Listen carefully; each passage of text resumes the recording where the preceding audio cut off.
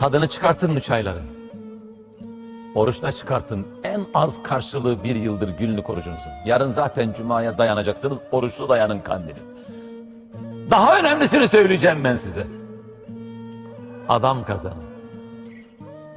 Başka zaman ne kontaktınız, ne bağlantınız, Allah adına ne ilintiniz olabilir ki insanlarla?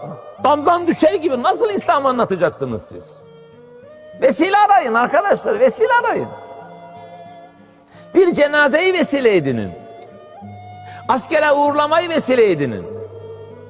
Bir nikah törenini Allah mesut bahtiyar etsin ama mutluluk deyin başlayın. Mutluluğun Allah'ın dizdiği altyapıyı bir paylaşın insanlarla.